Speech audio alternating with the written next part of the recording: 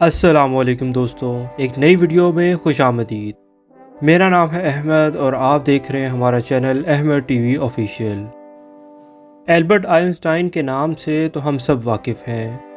دوستوں، چاہے ہمیں سائنس میں دلچسپی ہو یا نہ ہو، البرٹ آئنسٹائن کا نام جدید ترین سائنسی کتابوں میں ضرور آتا ہے۔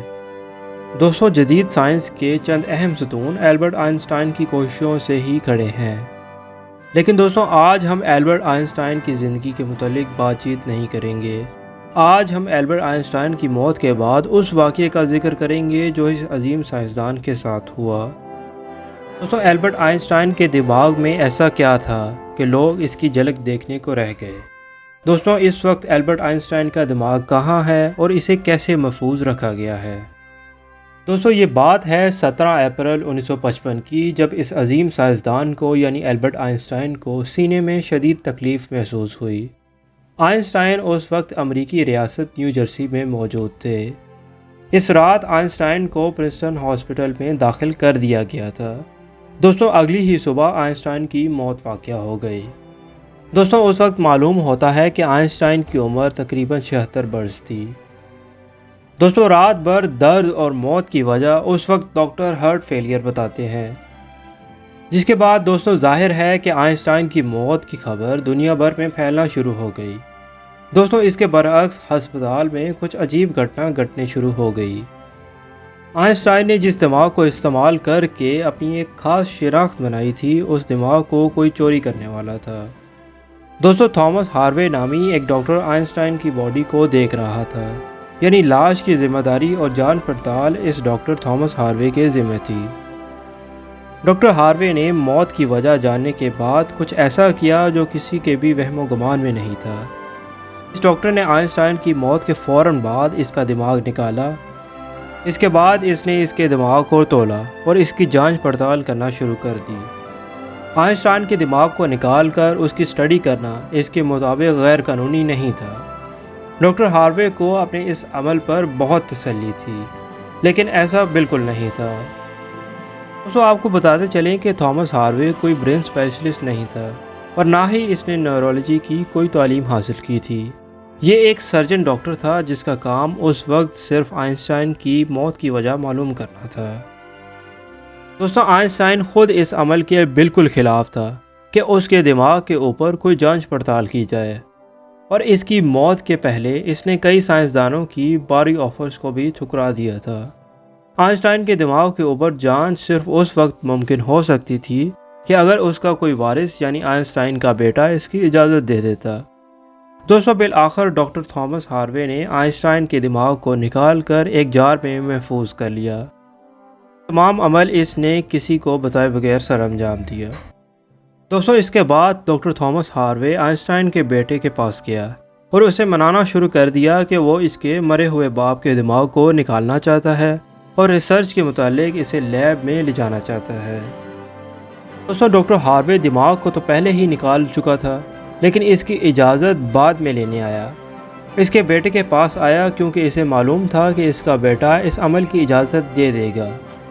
آئنسٹائن کے بیٹے نے کافی تنگ آ کر اس کی اجازت دے دی کہ وہ اس کی ریسرچ کر کے اس کو واپس کر دے گا۔ اس کے 3 دن بعد 20 اپریل 1955 کو مشہور زمانہ اخبار نیو یارک ٹائم نے خبر شائع کی، ڈاکٹر آئنسٹائن کے بیٹے کی رضامندی سے ڈاکٹر تھامس ہاروے نامی ڈاکٹر نے آئنسٹائن کا دماغ نکال لیا ہے۔ دوستوں، یہ خبر ابھی شائع ہونی ہی تھی کہ لاکھوں نہیں کروڑوں لوگوں کے دل میں آئنسٹائن کے دماغ کو دیکھنے کی کوشش پیدا ہو گئی۔ دوستوں، آپ کو دلچسپ بات بتاتے چلیں کہ دماغ کے ذہین یا کمزور ہونے کی صورت میں اس کے فزیکل حصے میں کوئی تبدیلی نہیں ہوتی۔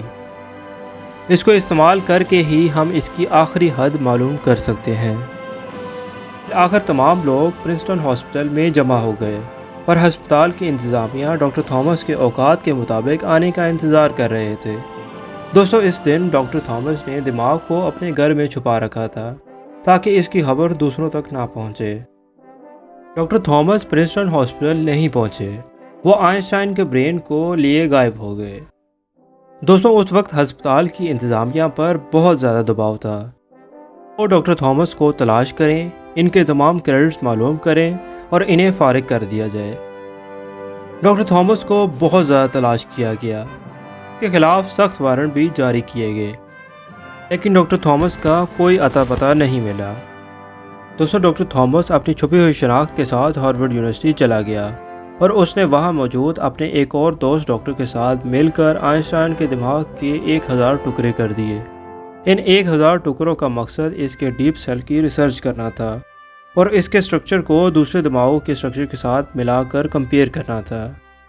کچھ ٹکڑے اس نے آئنسٹائن کے پرسنل ڈاکٹر زمرمن کو بھجوا دیے، کیونکہ اس ڈیل کا اس نے وعدہ کیا ہوا تھا۔